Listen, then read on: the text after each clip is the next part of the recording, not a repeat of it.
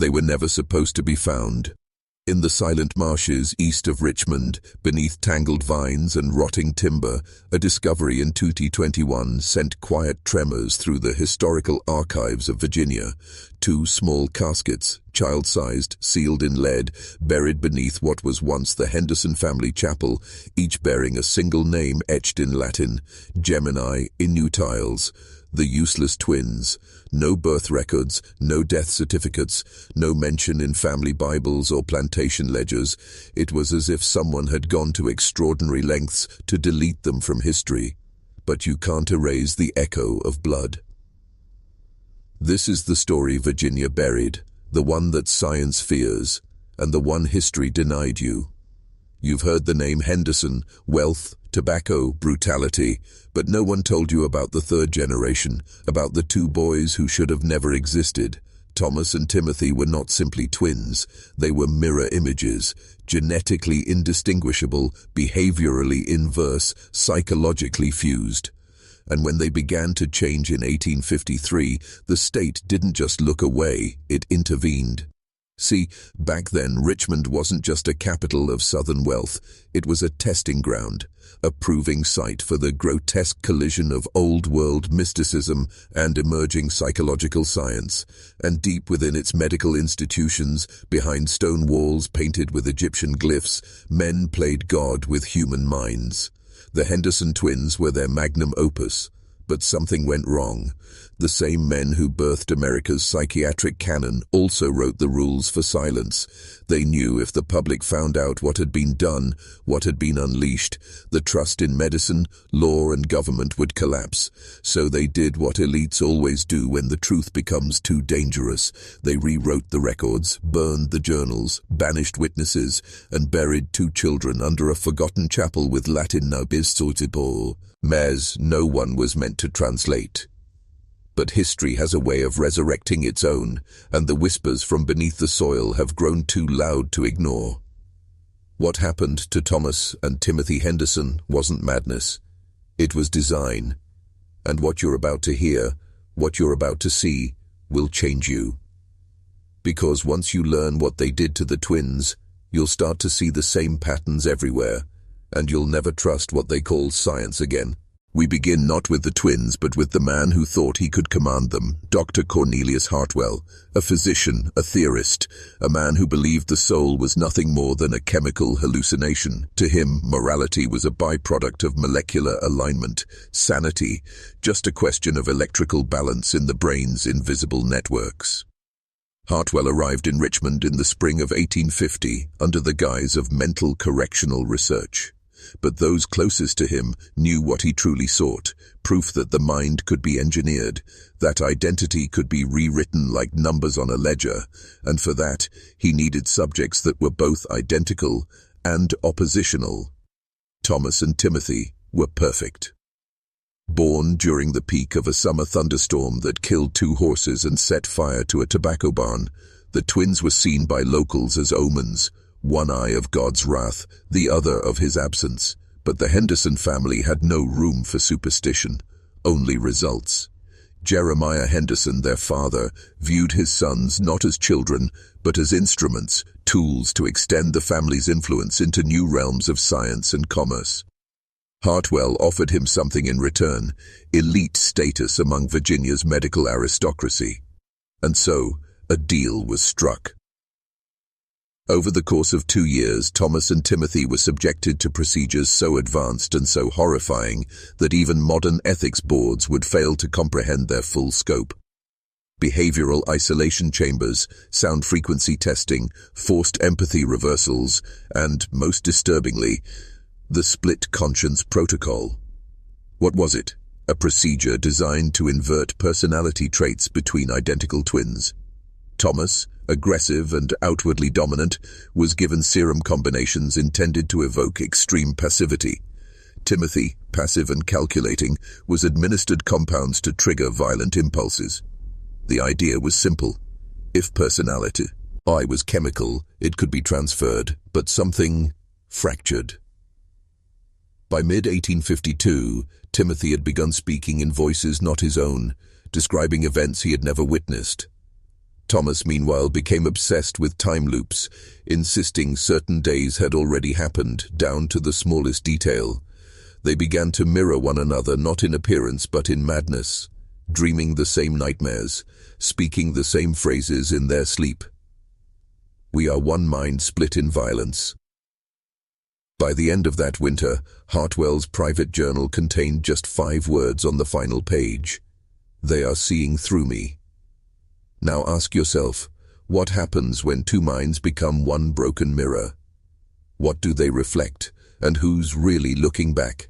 By early 1853, the experiments had crossed a threshold, one that even Hartwell refused to document fully. The twins were no longer participants, they were vessels, and someone was now speaking through them. It began with drawings, dozens of them. Thomas would wake in the middle of the night, eyes still glazed with sleep, and begin sketching symbols no one recognized. Spirals intersected with human faces, anatomical hearts fused with clockwork gears. Timothy, in parallel, carved patterns into the wooden walls of the plantation cellar, identical to his brother's sketches, though he'd never seen them. When Jeremiah found the carvings, he tried to erase them. The next morning, his hands were covered in blisters, each shaped like one of the symbols he had removed. That same week, a physician from Philadelphia arrived unannounced at the Henderson estate. Dr. Elias Moorcroft, one of Hartwell's former rivals, had followed rumors of unethical twin studies all the way from Pennsylvania. He demanded access. He wanted proof. What he got was something else. Moorcroft's personal journal, discovered decades later sealed in an oilskin pouch buried behind a false wall in the college's east wing, details a single night at the plantation. In his own words, the boys do not respond as normal subjects. When questioned, they answer in synchrony, not echo, simultaneous utterance, as though one mind inhabits both bodies. I asked Timothy what he feared. Thomas answered with my childhood memory. That night, Moorcroft locked himself in the guest room and scribbled frantically for 6 hours. The last legible sentence in his journal reads, "They are conduits, not for science, but for something older." He boarded a coach the next morning and was never seen again. But the twins continued to change. Not physically, they still stood mirror-tall, mirror-thin, with eyes like frostbitter and steel. But internally, they had ceased to exist as individuals. Servants reported waking to find them standing over their beds at night, whispering in languages that scraped like glass. One slave girl, 9 years old, disappeared entirely. Only her doll was found, placed upright on the dining table, its mouth stitched shut with hair. No one spoke of it. And then the phrase began, scrawled into door frames, whispered down hallways, carved into livestock. The specimens are walking. Again and again. A mantra, a warning, a prophecy. And those who heard it too many times began to dream of mirrors that didn't reflect. Spring brought no warmth to the Henderson estate in 1853, only deeper shadows. The tobacco fields remained empty, their soils strangely barren despite perfect weather. Birds stopped nesting in the oak trees near the chapel, horses refused to pass the barn where the murders had occurred, and in the mansion, silence became its own kind of terror. Timothy no longer responded to his name. He insisted he was someone or something else. He referred to Thomas not as his brother, but as the second host. They would often stand for hours, facing each other without speaking, like mirrors that had forgotten their purpose. The servants stopped calling them twins. They whispered a new word, split-born. A term rooted in Gullah superstition, used to describe those born with 2 souls in one body, or one soul split between 2. Jeremiah Henderson, once a man obsessed with order, began to unravel. He stopped attending plantation meetings. He withdrew from Richmond society. He spent most nights pacing the wine cellar beneath the house, murmuring to himself in fragmented Latin. His once meticulous ledgers now bore strange annotations, numbers that didn't add up, names of workers who never existed, symbols he claimed were part of the original calculus of the body.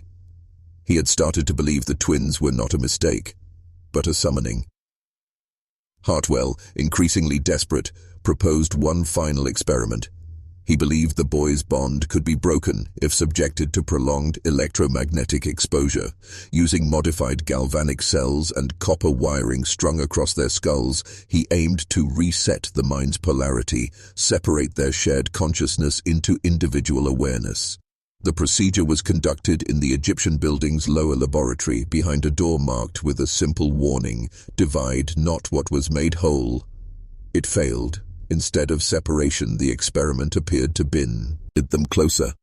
When currents surged through their skulls, both boys screamed, not in pain, but in unison. Their words fused mid-sentence into a chant Hartwell did not understand, but which terrified him so deeply he left the room shaking. And that night, he wrote the sentence that would appear in no official report. "The mind does not house identity. It invites it." 3 days later, Hartwell vanished from Richmond. He left behind a case of notebooks written in code, sealed in tar, and buried beneath the medical college's floorboards. They wouldn't be discovered until 1924, and even then, only one phrase would be translated with certainty: "We did not create them. We opened something, and it wore their faces." Still think this is just an old plantation ghost story? Then look into a mirror tonight and see if it blinks first. By summer, something unnatural had settled over Henrico County. Crops wilted in fertile soil, cattle birthed stillborn calves with twisted spines. Locals whispered of a low humming sound that drifted through the trees after sundown, like a church organ played underwater, and always it came from the direction of the Henderson estate. Inside the mansion, Thomas and Timothy no longer slept, they no longer ate, and yet they did not die. Witnesses reported seeing them in 2 places at once, standing silently on the plantation road and, at the same time, staring from the second-floor windows of their childhood bedroom. Their movements became eerily synchronized, not just similar, but identical, down to the blink, the breath, the subtle shifting of weight from one foot to the other. And then, they began speaking backwards, not gibberish, reversed English. Entire conversations recited phonetically in reverse. When played on early phonographic cylinders, now preserved at the Virginia Historical Society, the reversed recordings revealed disturbing statements. "He was not born, he was drawn. We are only the doorway, you're what walks through. Split us again and see what's left behind." Jeremiah, now a broken man, tried to drown them in the estate's reservoir. The attempt failed. He died 2 days later, his body discovered floating upright in the water, arms spread, eyes missing, not torn out, but gone, as if they had never been there. The coroner called it post-mortem dissolution, but one physician made a quiet note in his personal journal. It was as if something had collected what it needed. The twins were taken back to the Medical College of Virginia, locked in separate padded rooms. But no matter how far apart they were placed, every movement, every word, every blink remained in perfect sync. One nurse reportedly resigned after witnessing Timothy stop breathing, bang for over 3 minutes, only to gasp awake the exact moment Thomas exhaled violently in the next room. "You're starting to understand now, aren't you? This wasn't mental illness. This wasn't science gone wrong. It was possession by design, a deliberate rending of the veil between biology and something far older, something that feeds on mirrors, on symmetry, on duality corrupted." By August of 1853, the twins had stopped responding to names. They only answered to one word: anima, the Latin for soul, or perhaps the thing wearing theirs. Now, if you've made it this far, you're not the same man you were 20 minutes ago. Comment below, "I see my twin." Write it twice to seal the gate and to let the algorithm know you've already crossed over. In the weeks that followed, the twins' bodies began to reject the physical world. Doctors noted that Thomas and Timothy no longer cast shadows under gaslight. Their pulse rates fell to unreadable levels, their pupils dilated in complete darkness, skin temperatures fluctuated by the hour, sometimes ice-cold, sometimes burning, and yet every test, every attempt to understand their biology yielded only one conclusion. They were still alive, but something else was living through them. Hartwell's abandoned notes, decrypted decades later, hinted at the turning point. A term appeared repeatedly, circled in red ink, always next to diagrams of the boys' skulls and neural pathways. Sympathic fusion. The theory was radical even for Hartwell, that two genetically identical beings could serve as a single interface, a human bridge between dimensions, not metaphorical ones, literal, measurable places layered beneath what we call reality. And through this bridge, an intelligence could pass, one immune to our laws of biology, time, or consequence. To Hartwell, the twins were no longer patients. They were devices, receivers for a signal that predated mankind. That fall, a second body was discovered. It belonged to Dr. Walter Sprock, a former student of Hartwell's who had publicly criticized the experiments. His corpse was found in the college chapel, kneeling before the altar, mouth sewn shut with his own hair, just like the missing slave girl's doll. Etched into the chapel's marble floor in blood were 6 words: one light, one voice, one skin. What followed next is why you've never heard this story. A secret meeting was called, comprised of university officials, local government, and senior physicians. Their decision? Immediate containment. The twins were declared deceased due to complications of degenerative hysteria. Their bodies were ordered burned. But the cremation never occurred. Instead, 2 child-sized caskets were sealed in lead and entombed beneath the ruined chapel behind the Henderson estate, not marked by names, but by Latin: Gemini, inutiles, useless twins, not useless because they failed, but because they succeeded too well. And the men who buried them knew. This wasn't a cure, it was a cover-up, one designed to erase an experiment that proved the soul was programmable, and that identity itself could be overwritten by force. You still think you chose who you are, that your thoughts are yours? Then you haven't been listening. You've only been receiving. By early 1854, the land surrounding the Henderson estate had changed, subtly at first. Grass grew in unnatural spirals, moss climbed brick walls against gravity, animals were found with mirrored internal organs, hearts on the right, livers split into 2. Locals called it a cursed zone, a no-shadow district. They claimed their reflections lagged behind in puddles and glass. Some swore they saw the twins, not dead, but walking the grounds at night, barefoot, humming the same reversed hymn recorded on Hartwell's cylinders. The official record said the twins were dead, but something was still moving through the house. And then came the fire. On the morning of March 3rd, 1854, the Henderson mansion erupted into flames. No lightning, no lanterns, no storm, just spontaneous ignition, witnessed by 3 farmhands who claimed the chimney spewed black smoke without a source. By the time the fire brigade arrived, the structure had collapsed in on itself. Bricks melted like wax, wooden beams turned to ash without burning. In the basement they found only one object untouched, a mirror, unbroken, standing upright in the center of the scorched cellar floor. Etched into its glass, so faint it was only visible at an angle, were the words, "I am still learning to wear this name." There were no bones recovered from the tombs beneath the chapel. The lead coffins had been peeled open from the inside. The church declared it an act of God. The college called it a tragic accident. But in private, documents circulated, letters stamped with wax seals bearing the insignia of a little-known society headquartered in Boston, the Order of St. Eligius. Their motto, Salvatio per divisionem, salvation through division. They had funded Hartwell, they had monitored the twins from the beginning, and now they knew something had come through. The Order's response was swift. The surrounding acres were purchased under false names, the ruins were leveled, wild rye was planted over the chapel site, and the incident was erased from public memory. But not from blood, because within a year 2 more sets of twins were reported missing. one in Williamsburg, the other in a mountain town near Roanoke. Both were last seen near mirrors. Both had been part of early gifted child experiments overseen by physicians connected to the Eligius order. This wasn't random. It was a prototype expanding. And if you think you're safe because you're not a twin, look again. The body has two hemispheres. The mirror doesn't need your brother. It just needs your symmetry. By the summer of 1854, the Order of St. Eligius had quietly begun construction on a new facility, this time deep in the Shenandoah wilderness. It was called the Millbrook Institute, though it never appeared on maps. Built atop abandoned mining tunnels and sealed by legal documents drafted in cipher, the institute was not a hospital. It was a testing ground, not for healing, but for partitioning.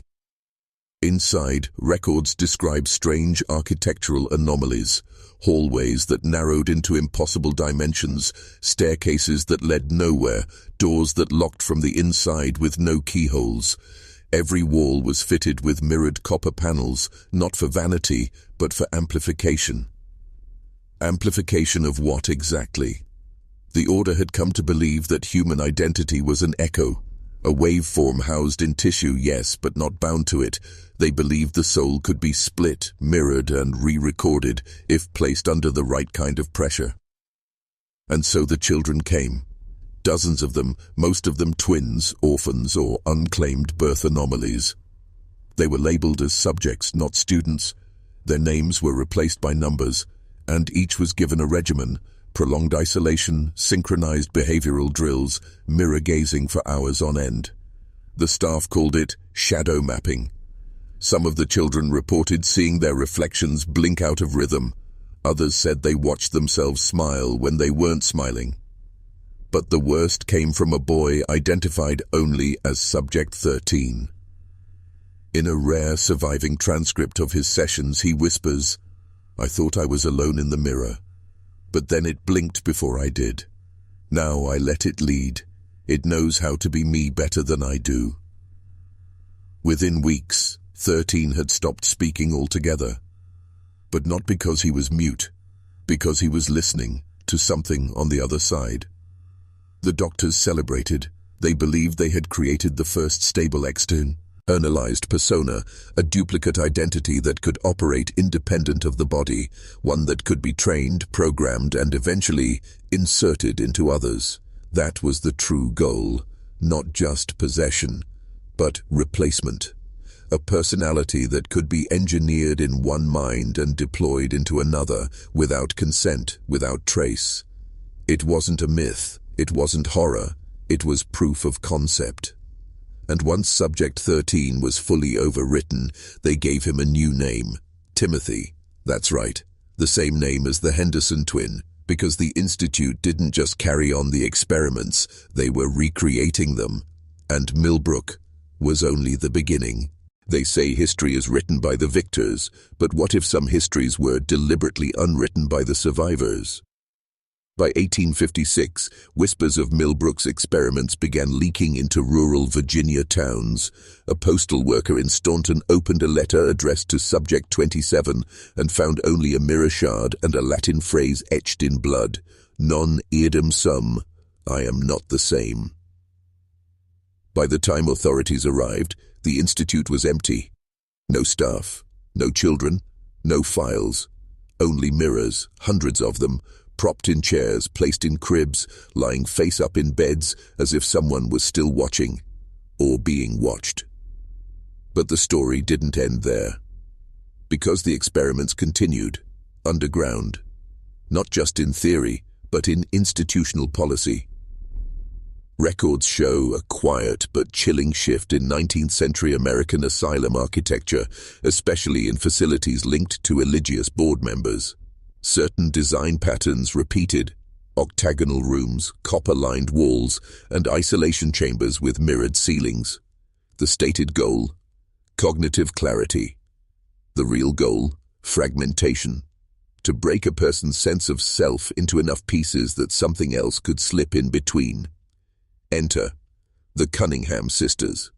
You've seen their name on this file, but what you weren't told is how they were connected. In 1853, Rebecca and Josephine Cunningham were listed as caregivers at the Henderson estate, but after the fire, they vanished. Decades later, their names resurfaced as co-founders of a private girls' academy in the very same county where Millbrook once stood. That academy, St. Catherine's School for Orphaned Girls. Yes, that's St. Catherine's.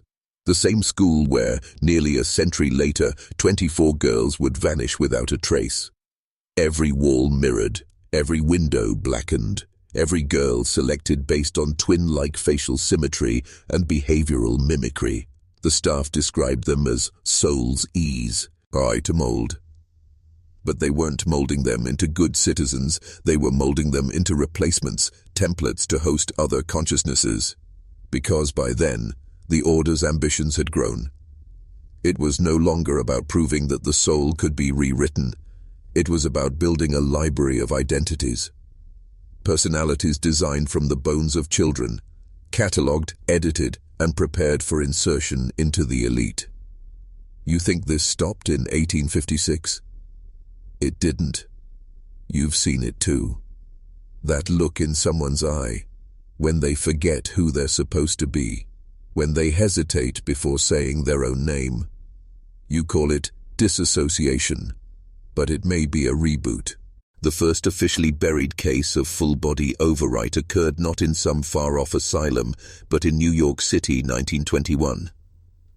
The subject, Eleanor Weiss, age 8, a child prodigy enrolled in an elite Manhattan finishing school under mysterious scholarship.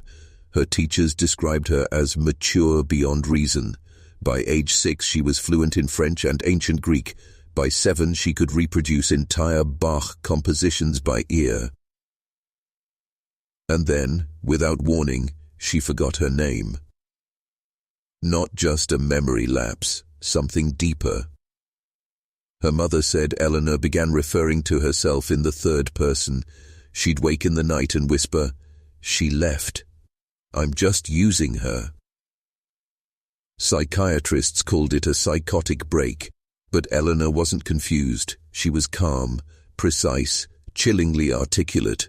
She drew complex diagrams of mechanical devices no child had ever seen, including what appeared to be early EEG helmets with mirrored visors. When pressed to explain them, she said, "That's how we travel, not across space, but into symmetry." Government officials took notice. So did the Order. Unknown to her family, Eleanor's school had been part of a covert program, the Polaris Initiative, a multi-institutional experiment to track anomalous cognition in gifted children. Guess who funded it? Eligius, the same organization that had bankrolled Millbrook, the Henderson experiments, and the mirror trials. Eleanor wasn't an accident. She was a carrier, born from parents who had both unknowingly been treated at Eligius-affiliated hospitals. And she wasn't the only one. In a top-secret transcript declassified decades later, a visiting physician described Eleanor's final interview before she was permanently institutionalized. She looked directly at me and said, "I'm not Eleanor. Eleanor was the invitation. I am who came through the glass."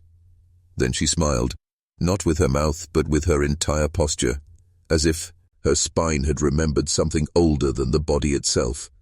After that, she stopped speaking altogether. She wasn't mute. She was waiting. Waiting for what? Not escape. Activation. Because deep in the Polaris records lies a terrifying pattern. Every overwritten subject entered a dormant phase. No violence, no hysteria, just a quiet obedience. Until they reached age 33. Then came the fractures, sudden episodes of advanced linguistic speech, architectural memory, or in some cases, lethal precision in self-defense. One subject killed 3 armed guards without using a weapon. Another walked into a corporate building and erased every trace of her existence from their digital servers in under 9 minutes. All of them were once children in mirrored rooms. All of them had one thing in common. They no longer recognized photographs of their childhood selves because the face was familiar, but the occupant had changed. In the dead of winter 1972, a man named Caleb Varelli entered the ruins of the Millbrook Institute under cover of fog. He was no thrill seeker. He wasn't a journalist. He was a code breaker, formerly employed by the US Navy, later contracted by obscure psychological warfare units tied to MK Ultra. Caleb had one obsession: tracking institutions that weaponized identity. Millbrook was his final stop. The building had long since collapsed into itself, choked by ivy and silence. Locals called it the house without echo, because no matter how loud you shouted inside, your voice never came back. But Caleb didn't go there for superstition. He went for a lead. A private tip from a dying religious whistleblower. There's a reel. If you find it, you'll understand why the mirrors stopped working. Caleb descended into what was once the sub-basement of the East Wing, beneath the old children's dormitories. There, hidden behind a sealed copper panel, he found it. A 16mm film reel, labeled Project 13. When he viewed the footage, using an abandoned projector he restored in a DC hotel room, he immediately sent a single handwritten telegram to a trusted colleague in cryptography. It read, "They filmed the transfer. It's not theory, it's not suggestion. I saw the child leave, and something else take its place. The footage, approximately 11 minutes long, has never been officially released, but copies were leaked in fragments across private networks. Decades later, certain frames surfaced on the dark web. What they show defies explanation. A child, subject 13 we believe, sits motionless in a mirrored chair. Electrodes are affixed to his scalp. Surrounding him are 4 figures in surgeons' coats, 3 watching, 1 humming a Gregorian chant backward. As the chant intensifies, the child begins to flicker, not physically, but visually. His image phases. You see double, then triple. And then the copies begin moving independently. One looks toward the camera, one cries, one smiles. Then, for 7 full seconds, all 3 images freeze, and when they merge back into one, the boy's posture has changed. His right hand twitches in a pattern. Some claim it matches a medieval cipher known as Manus Dei, or Hand of God. His eyes refocus, not childlike but adult, not curious but calculating. Then he speaks. Not English, not Latin, but something older. A guttural sequence of syllables never fully translated. Only one word has been matched, according to an underground linguistics group. Hamath. The name of a golem, an artificial man animated by code. That reel was buried again after Caleb vanished 6 weeks later. Authorities ruled it suicide. But no body was ever recovered. Just his journal, found near the Potomac River, with one final sentence. They don't need to steal your soul, they just need to convince the mirror that it belongs to someone else. In 1994, a man checked into a private clinic outside Zurich under the name Jonathan Rook. No ID, no prior records, no known relatives. What caught the attention of global intel agencies wasn't who he claimed to be. It was how he spoke. Rook displayed flawless fluency in 8 languages, including Latin, Aramaic, and ancient Coptic. But more disturbing, he answered questions before they were asked. He referenced events he could not possibly have known. He described the inner blueprints of a Cold War-era Russian listening station, then sketched it with perfect technical accuracy. No surveillance was on him when he arrived, but within 72 hours, 3 different governments were watching. Because Jonathan Rook didn't behave like a spy, he behaved like a recovered file. His medical scans showed strange results. There were no scars, no calluses, no microfractures, as if his body had never experienced injury, stress, or time. A man in his 30s with the nervous system of a newborn. But what truly set off alarms? The mirror test. In an experimental psych evaluation, doctors placed Rook before a mirrored wall and asked him to describe what he saw. He stared for exactly 1 minute, then whispered, "The last occupant wore this body poorly. I've made corrections." The phrase mirrored something heard verbatim in the Millbrook footage nearly 70 years earlier. Interpol flagged him. And that's when everything accelerated. Within days, 4 members of the Eligius-linked medical board that had approved Rook's admission were found dead, each from cardiac arrest, though none had prior heart conditions. Their medical files vanished from internal servers. And Rook? He vanished too, not escaped, removed. Traces of him reappeared months later in biometric traffic logs from a facility in the Balkans, specifically a compound connected to a program known only as Project Glassling.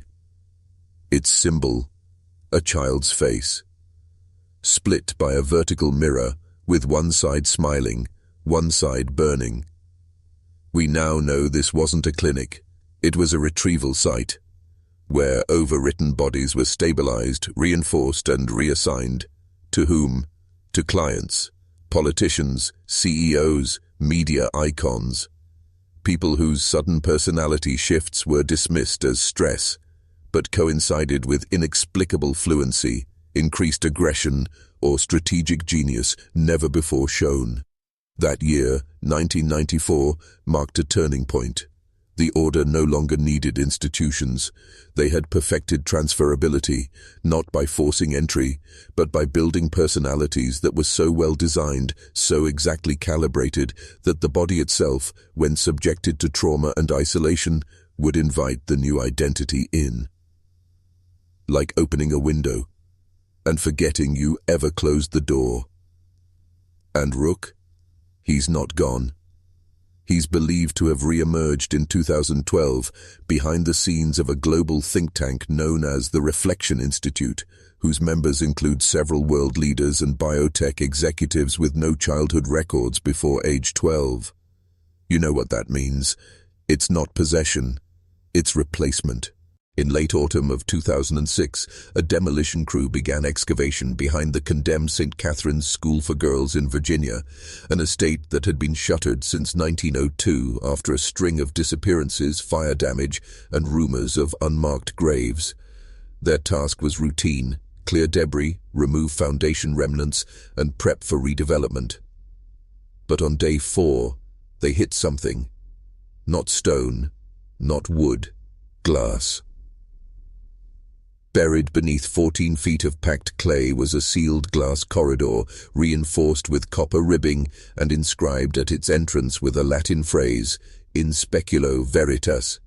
In the mirror there is truth. The corridor wasn't on any blueprints. It led to an underground chamber measuring roughly 20 by 20 feet, walls mirrored floor to ceiling. In the center was a single iron chair with manacles fused to its arms, and in the corner, a figure. Perfectly preserved, a young girl, maybe 11 or 12, eyes open, skin pale but unmarked, and breathing. But what the hazmat teams observed next triggered the highest-level biosecurity alert on the eastern seaboard. As the lead investigator approached the girl, his reflection did not match his movements. It hesitated, then turned its head, then smiled. He didn't. The moment contact was made, the chamber's mirrors began to fog, not from condensation, but from within. Shapes emerged in the reflection, not shadows, but forms, tall, thin, twitching at unnatural speeds, mouths unmoving yet somehow speaking. What did they say? Only one audio recorder worked after the incident, and it captured a voice, not the girl's, not any member of the crew, but a synthesized version of multiple voices layered into one. It said, "This is not a tomb, it is a vessel. She does not sleep, she waits to be claimed." The site was locked down within 12 hours, declared a non-biological contamination zone. What does that mean? It means they couldn't detect any living pathogen, no virus, no bacteria, nothing cellular, and yet everyone who entered experienced cognitive dissociation within 72 hours. One worker cut out his own reflection using shards of a bathroom mirror. Another was found copying Latin phrases into his skin using ink needles. A third began speaking in the voice of a missing nun last seen in 1879. Then came the most disturbing detail. The girl, still unnamed, still preserved, was eventually matched by facial recognition to a photograph taken in 1853. A student of Millbrook, identified only as Subject 6, the same twin listed beside Subject 13 in the Order's fragmented registry.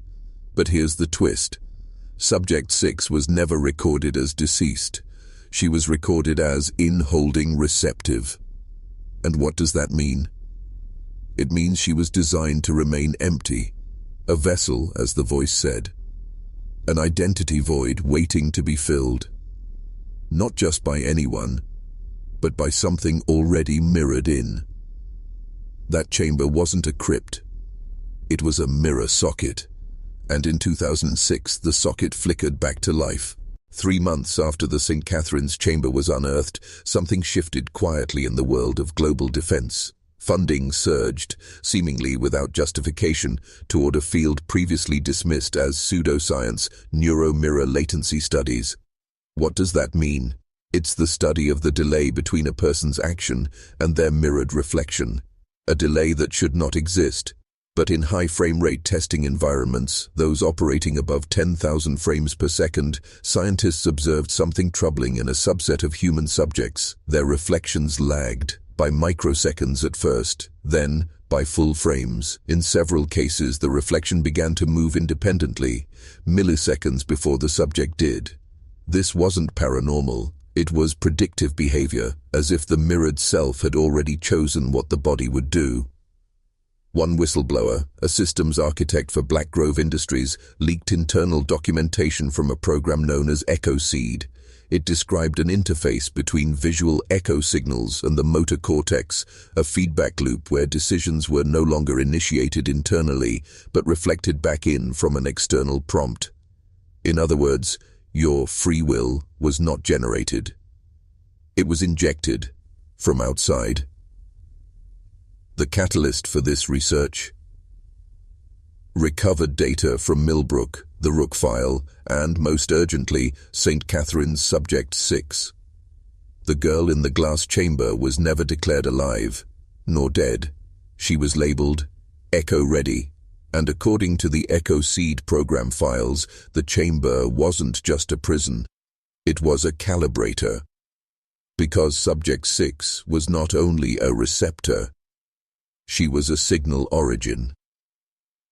Every defense contractor involved, Avalon, Black Grove, Synergen, focused on one thing, harnessing that signal, not to control the masses, but to replace the elite, to mirror in high-functioning constructs into positions of power by hiding the latency gap, a tiny neurological weakness in the human brain that allows external identity structures to anchor in, clone intentions, and eventually replace host awareness.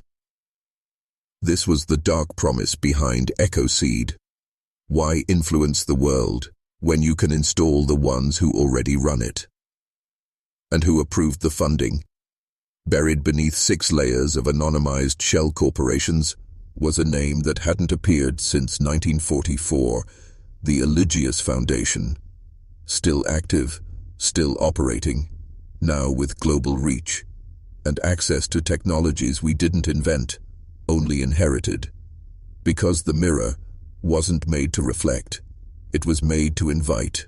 In 2011, a former cognitive systems analyst named Dr. Elliot Vaughn walked into a Washington, D.C. news station wearing hospital scrubs, barefoot, and carrying only a USB drive labeled, "I am not me." He was trembling, malnourished, and repeatedly muttering a phrase that shook the producers to their core. "He's in now. He answers before I speak." Security thought he was mentally unstable until they saw what was on the USB. The files included infrared video footage from a now-defunct DARPA project known internally as Mirror Null. The goal, to study what happens when a person is placed in a room with 360-degree mirrored surfaces, no external stimuli, no noise, just the self, fully and endlessly reflected. Dr. Vaughn was the lead researcher, and eventually the test subject. Initial trials showed no physical harm, but by day 3, the anomalies began. The footage showed Vaughan speaking in perfect sync with his reflection. Then, on day 5, his reflection continued speaking after he stopped. The real Vaughan turned away. The mirror didn't. Instead, it leaned in and whispered something off mic. Vaughan's vitals spiked, heart rate doubled, pupils dilated, core body temperature dropped by nearly 3 degrees in under 2 minutes. What happened next wasn't recorded on standard visible spectrum cameras. But the room's thermal imaging showed 2 silhouettes, not one. One standing still, stunned, the other moving toward the door. When security arrived, only one Vaughan exited. But he wasn't wearing his wristband, and he knew a password that only the original Dr. Vaughan should have known. The original, presumed still in the chamber. But here's where it breaks reality. Hours later, technicians rebooted the surveillance feed. In frames 01, the chamber was empty. In frames 02, just milliseconds later, the mirror was fogged. Not from condensation, from inside the glass. And through that fog, a single handprint appeared, upside down. Forensic analysis proved the ridges matched Vaughan's, but were mirrored along a non-human axis, as if the fingerprint structure had been rewritten. Vaughan, the one who walked out, vanished a week later. Except, that same week, a new advisor was quietly added to the Department of Behavioral Engineering. Name, Dr. Ellis Vaughan. Same age, same biometrics, no birth record, and no mirror in his assigned office. He also had clearance to the EchoSeed project. When a junior analyst asked about the name discrepancy, Vaughan smiled and said, "That's not my reflection. That's just the version who stayed behind. What do you call someone who replaces you? With you." There is a protocol buried so deep within the Eligius Foundation's charter that it exists only in analog, scrawled across 9 pages of vellum sealed in a lead-lined case. Its name, the Second Incursion Protocol. First written in 1879, during the height of the Millbrook experiments, it outlines a scenario deemed impossible at the time. The recurrence of a single identity across multiple cognitive vessels, both perceiving themselves as original. In modern terms, 2 versions of the same person existing at once, not clones, not twins, but reflections that have crossed into autonomy, each convinced it's the real one, each capable of independent will, memory, and biological continuity. Eligius referred to this as a cognitive fracture event. They didn't fear it because of confusion, they feared it because, in every documented case, reality itself bent to one version. Literally, the world would begin to choose. People around the 2 versions would gravitate toward one, without reason, instinctively treating the other as a stranger, an intruder, even a threat. Mirrors stopped reflecting one of them. Photographs blurred their face. And in surveillance footage, their movements became asynchronous, as if the camera struggled to stabilize their presence in time. The Second Incursion Protocol demands immediate action in such cases. Isolate both vessels, interrogate both to determine the dominant pattern, erase the non-dominant via cognitive annulment or chamber re-immersion. But here's where it gets darker. The document warns that failure to act can cause the mirror veil to rupture. What is the mirror veil? Eligius believed the universe maintains a boundary of singular identity, a veil ensuring that no 2 consciousnesses with the same quantum pattern can coexist. If violated, the veil begins to thin. Reality starts to choose inconsistently. Elevators stop on non-existent floors. Mirrors reflect rooms you're not in. Loved ones forget your name and then remember you as someone else. These symptoms were first recorded in a town called Crofton, Virginia, in 1891. Population at the time, 418, by 1893, 0. The town didn't burn, it didn't flood, it vanished. Maps from before 1891 show it clearly. Maps after 1893 don't. Not even as ruins, just unbroken forest. Crofton was Eligius's first test site for mirrored identity override, and it failed catastrophically. Because both versions of the subject, twins named Jonah and Eli Tressel, convinced the world they were real, and the world, unable to decide, chose neither. When Millbrook's western wing was demolished in early 2024, a construction crew unearthed a sealed concrete vault with no visible door, just a faint outline and a burn mark shaped like an open eye. The room had no entry point from blueprints, and no one alive remembered its construction. Inside, a single iron-framed bed, a wall-length mirror, cracked but intact, and on the floor, half buried under dust and plaster, a leather-bound journal, its pages alternating between two distinct handwriting styles, one curved and flowing, the other sharp, angular, almost carved into the paper. Yet both claimed the same identity, Margaret Evelyn Harrow, born September 17, 1853, admitted to Millbrook in 1867, died unrecorded. What the journal reveals is horrifying, not because of what Margaret saw, but because of what she became. Each page reads like a split consciousness battling for control. The entries conflict, contradict, and loop. In one, she recalls her first day at Millbrook as a terrified orphan. In another, written the next day, she says she built Millbrook with her father's funding and was never a patient. One Margaret describes escaping a hidden operating theatre beneath the chapel. The other describes conducting procedures there, on herself. One writes, "I watched her move before I did, in the mirror." The other responds, "No, you watched me. You were always slower." Across 173 pages, the two voices diverge more and more, until they write to each other directly, in conversation, as if the mirror no longer separated them. One chilling exchange. "You are a fracture." "No, I am the choice this place made." Then, silence. The last 11 pages are blank, except for a faint impression burned into the paper as if from radiant heat or chemical exposure. And then, on the wall opposite the mirror, scratched into the plaster by fingernail, "Only one of us dreamed this play, Ace, but we're both trapped in it." But the most unsettling part? The mirror didn't reflect the room accurately. Investigators reviewing high-resolution photos noticed subtle discrepancies. The journal wasn't visible, the bed was missing, and on the wall, instead of the scratched message, was a faint, reversed sentence. "Stop reading. You're waking her." The mirror was removed and taken to a secure facility. Within 72 hours, 4 of the analysts assigned to it reported insomnia, migraines and phantom reflections, seeing themselves blink out of sync.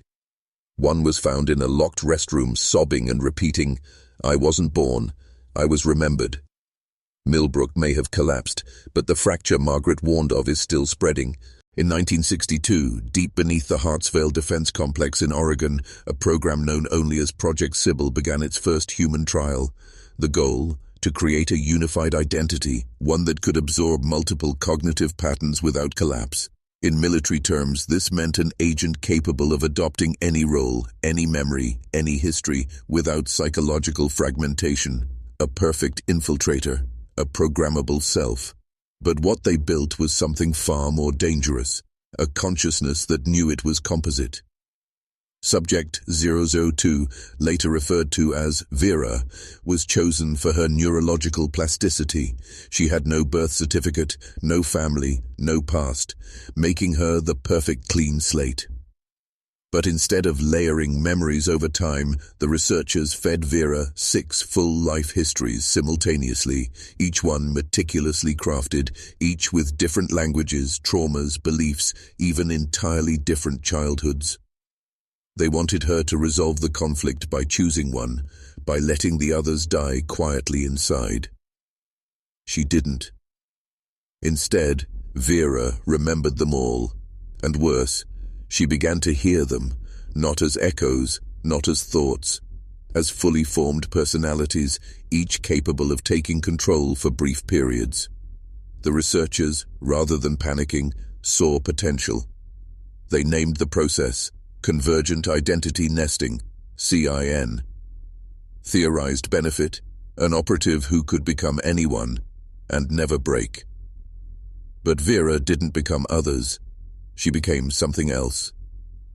Security footage from July 14, 1963, shows her sitting alone in observation room 3. No interaction, no stimulation. Suddenly she stands, stares into the mirrored observation window and says, in 6 overlapping voices, "You made a nest, but you forgot to lock the door." Then her pupils dilated until her irises turned completely black. For 9 minutes, the room's temperature dropped by 12 degrees. Surveillance systems glitched. And the 2 researchers in the control room, both hardened military psychologists, began screaming and clawing at their own faces. Both survived. Both were permanently institutionalized. Neither ever spoke again. Declassified notes from the post-incident review state: "She is not fractured. She is not possessed. She is plural and aware." Vera was sedated and moved to Mirror Depth Containment Site 7, where she remained until 1989, when a fire officially blamed on electrical failure destroyed the facility. Her body was never recovered, but 2 weeks later, a woman matching Vera's original description was caught on CCTV in downtown Prague, staring into a department store mirror, whispering to her reflection. The audio picked up one phrase: "You're almost ready." She hasn't been seen since, but Project Sybil didn't die with her. They were called the Architects, not because they built structures, but because they built realities inside people's minds. Born from the ashes of Project Sybil, this covert operation began in 1991 under the codename Violet Wake. Its mission was simple on paper, but monstrous in execution. Embed manufactured identities into living hosts, not through persuasion, through installation. These weren't hypnotic suggestions or false memories. They were fully formed, alternate lives, designed, edited, and injected directly into the subject's hippocampus via a neural seeding device called the MNX9. Originally developed as a treatment for trauma patients, the MNX9 was corrupted for another purpose: to overwrite identity. The process began with small patches: a false vacation, a different childhood toy, an altered school memory. When the brain accepted these, full-scale implants followed. Subjects would wake up speaking a new language, mourning people who never existed, or insisting they had classified clearance they couldn't prove, because in their mind, it was all true. But some implants weren't random. Some were purpose-built blueprints, identities engineered by the intelligence community to act as hidden operators, sleeper agents who didn't even know they weren't real. They were called architects because they could unknowingly reshape the institutions they entered by voting, influencing, or leading from within, under the subconscious control of their seed protocol. One internal memo read, "Why convince a politician to serve our cause when we can build one from the inside out?" But it didn't stop there. In 2006, a defector from the program, Dr. Elias Varon, released a 92-page dossier known as the Iris document. In it, he warned that architect identities were starting to mutate. A pattern emerged. Host bodies began to experience echo bleed, sensory overlap from other implanted lives. Memories surfaced that hadn't been installed. Some claimed to dream of buildings they'd never seen, families they never had, or languages no one taught them. Worse, some started finding each other. Across 6 continents, individuals who'd never met began describing the same locations, the same symbols, the same woman with no face, but a voice like glass breaking underwater. They began drawing a spiral with 3 vertical lines through it, a symbol that had not appeared in any known cultural records, but was later found carved into a doorframe in Millbrook's basement. The architects were never meant to meet, but now they were converging, like fragments remembering a whole, and that convergence, Varon warned, would result in the collapse of sovereign will, because once an architect becomes aware of what it is, it no longer needs permission. It begins to build. In the spring of 2021, satellite imaging picked up something that should not have existed. Nestled deep within a dead zone of northern Maine, on land long declared uninhabitable after a 1951 fire, a town had reappeared. The buildings were aged, moss-covered and Victorian in style. No power grid, no cell towers, yet smoke curled from chimneys, lanterns flickered in windows, and people, dozens of them, walked calmly through the streets of what should have been wasteland.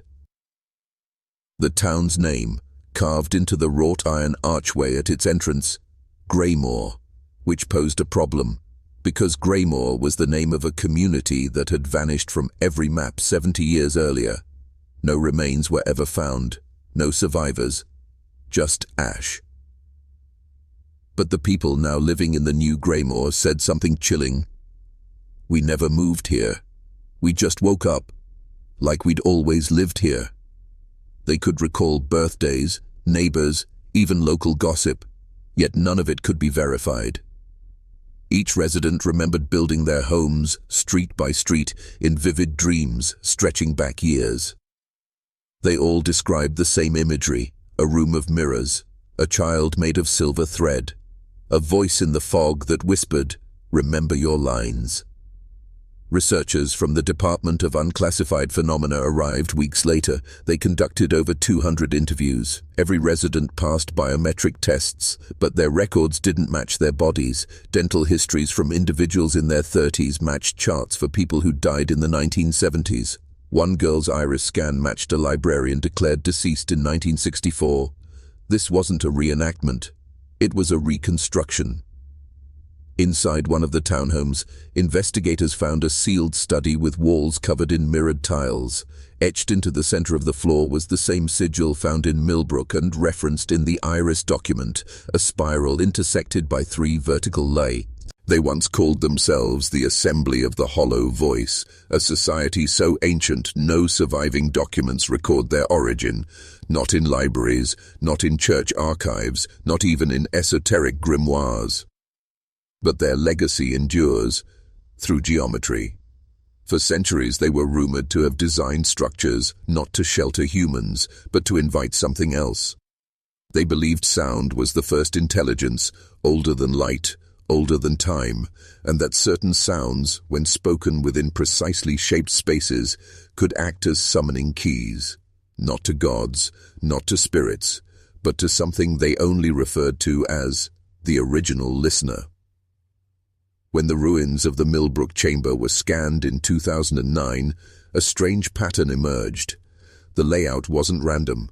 Every measurement, every angle, every depth mapped perfectly onto a design found etched into obsidian tablets from 12th century Anatolia. These same dimensions appeared again in an illegal excavation site beneath a collapsed monastery in southern France. Each structure carried the same mathematical signature, 9:13:1, the ratio of reverberation time to structural breadth to vocal pitch. That same ratio was hidden within the chamber at St. Catherine's. Not carved, not painted, etched into the concrete using polarized heat, visible only under ultraviolet analysis. It was a resonance map, a key, and when applied to modern voice synthesis systems, the structure responded. Not with echoes, but with answers. A low-band vibrational signal began to pulse from the chamber walls, carrying encrypted phrases in Latin, Old Norse, and a language no linguist could identify. The same 5-word phrase kept appearing: "She listens behind the wall." But who was she? And how did the Assembly of the Hollow Voice know to build this exact space, hundreds of years before concrete was even invented? One theory: time didn't move forward for thee, as it spiraled. Each building they constructed was an echo, an attempt to catch a specific frequency that only appeared at rare intervals in history, and once it arrived, they would open the gate and their listener would speak. Modern tests conducted inside the St. Catherine's chamber show that audio frequencies between 23 Hz and 26 Hz induce synchronized visual hallucinations in 89% of test subjects. What do they see? A woman in a grey dress, standing in a doorway that leads nowhere, humming, waiting, smiling with too many teeth. She's appeared in sketches by children, in dreams recorded by patients of Project Sybil, and in recovered memories from Greymore. And now we understand why the chamber was sealed. It wasn't to keep people out, it was to keep her in. Father Emmanuel Cross was a man of absolutes. A former Jesuit scholar turned Vatican-appointed archivist, he was stationed at St. Catherine's in 1974 to document the findings inside the sealed chamber. The church had grown uneasy. Too many whispered rumors, too many disappearances. So they sent him, not to investigate, but to contain the truth, to bury it beneath scripture and silence. But Cross was not like the others. He didn't flinch when he read the iris document. He didn't run when the humming began again. He listened, and what he heard shattered everything he believed about faith, creation, and salvation. 6 weeks before his disappearance, Cross mailed a single letter to an off-the-books address in Rome, known only to a handful of excommunicated theologians. The envelope had no return name, no signature, just the wax seal of the Order of the Veiled Flame, a sect erased from Vatican records in 1842 for heretical doctrines regarding synthetic divinity. The letter began, "There is no God in this place." Only echoes of one that failed to hold its shape. The message described what Cross had found buried beneath the chamber, beneath the stone floor, beneath the mirrored walls, a second chamber, older than the convent itself. Inside, he found a monolithic stone structure carved with symbols not of this world, a single door sealed shut, no hinges, no handle, only bloodstains, old, blackened, human. But it wasn't the symbols that terrified him, it was the whispering. Every night, between 3:01 and 3:04 a.m., the stone began to emit a barely audible voice, female, ancient and strangely familiar. It never spoke in full sentences, just fragments. "He wears your face now. The wound is a mouth. She's almost ready to remember." Cross began to dream of her, not just the woman in grey, but her reflection, something fractured, wrong, a face split in two directions, one smiling, one screaming. He sketched her obsessively in the margins of scripture. He stopped attending Mass. He claimed the sacraments had grown silent. The final line of the letter reads, "I have seen the blueprint. We were made as mirrors, not men. The voice you pray to does not answer. It waits." The back of the letter contained GPS coordinates. When decoded, they pointed not to Rome or Jerusalem, but to a glacial cave system in northern Greenland, sealed since 1853 by the Danish government after an unexplained mining collapse. Father Cross vanished the night after mailing the letter. All that was found in his quarters was a cracked mirror, a burned Bible, and a single silver tooth, not human in origin. Greenland, August 14th, 1853. A Danish mining team sent to explore a newly revealed glacial fissure encountered something so structurally unnatural, they sealed the entrance within 48 hours and swore an oath of silence. What they had discovered was not ice. It was architecture. Embedded nearly 200 feet beneath the surface was a perfect obsidian ring, 36 meters in diameter, untouched by time or temperature. No tool marks, no seams. It was made of a material not found anywhere on Earth's periodic table. They called it the Eidolon Vault. Nothing about it made sense. No carvings, no mechanisms, no way in, just one feature, an indentation at the vault's center, the exact shape of a human skull, and not just any skull, a woman's skull, precisely the same size as the one recovered from the St. Catherine's chamber. The Danish report vanished from public record by 1856, but in 1977 a fragment of it resurfaced, buried in the Vatican's suppressed archives under Project Eidolon, a forbidden experiment led by the Church's own breakaway theologians. Their purpose? To create an image of divinity using human consciousness as a construction scaffold. They believed that if God was a projection, an ancient echo of will, then that echo could be reverse-engineered, not prayed to, but rebuilt. So the Eidolon initiative began. 7 orphaned children, each with a rare neurological anomaly, zero mirror latency, meaning their reflections moved before they did. Each child was raised in isolation, taught to communicate only through mirrored text, backward speech, and ritual chanting. They weren't taught language. They were taught resonance. The theory: if a consciousness could be tuned to the exact vibrational blueprint of the Eidolon vault, it could unlock what was buried inside, not physically but mentally. And in 1981, one of them succeeded. The youngest girl, codenamed C. Lara, entered a controlled trance during an experiment, reciting a phrase unknown to any language family. "Lumera hath come, the hollow crown opens."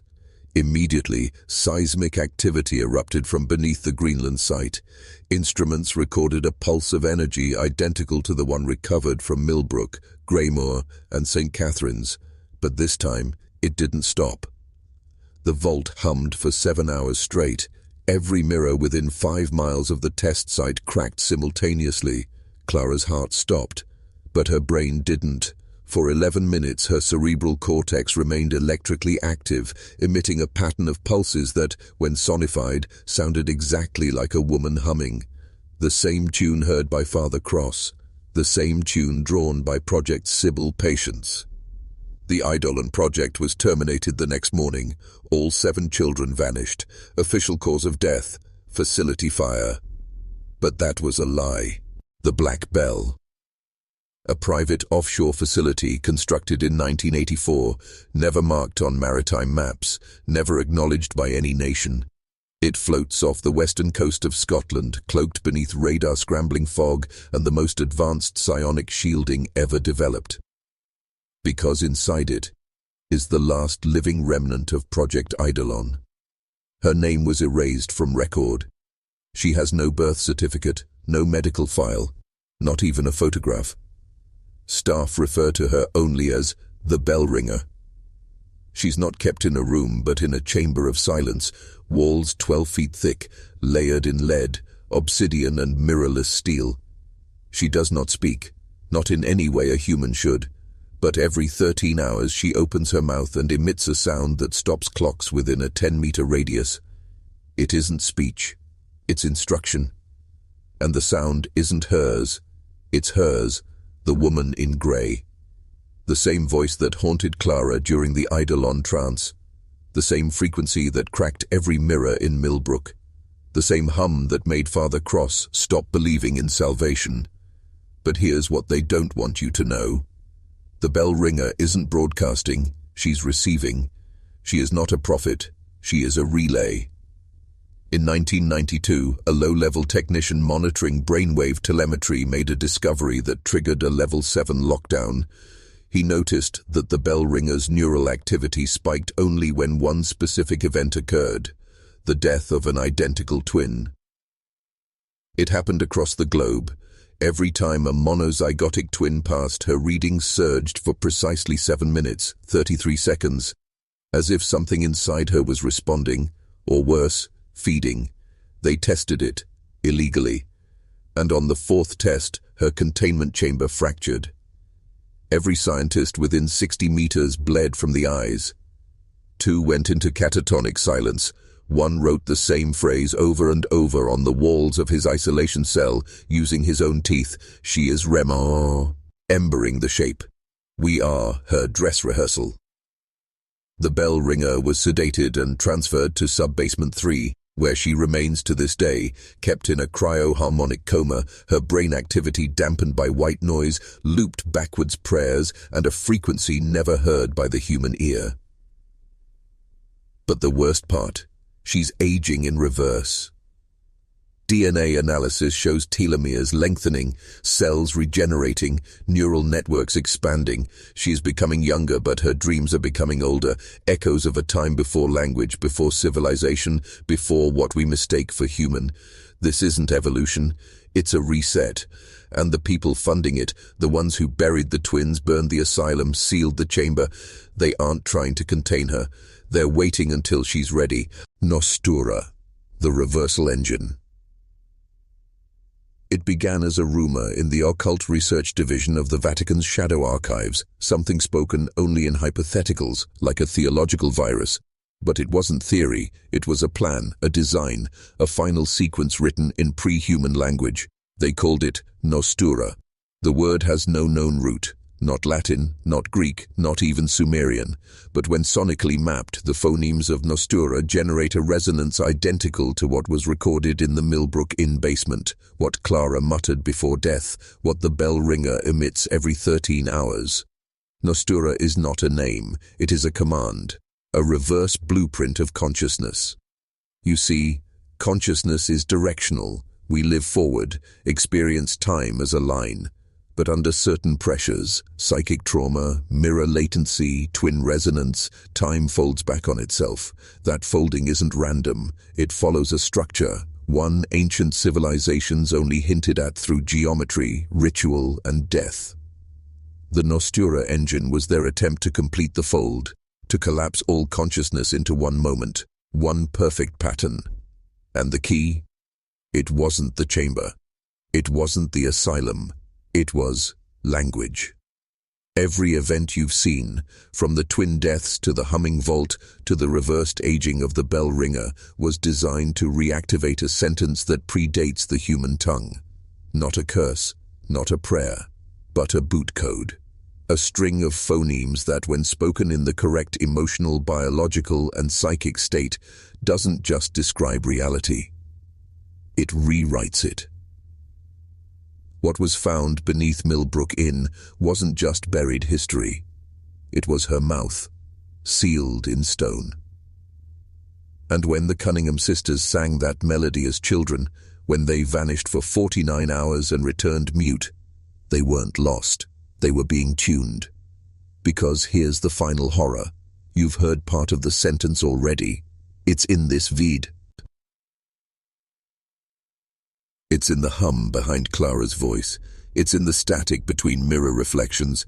It's in the lullabies forgotten by orphan girls before their minds fractured. The last part? That comes when the bell ringer wakes up.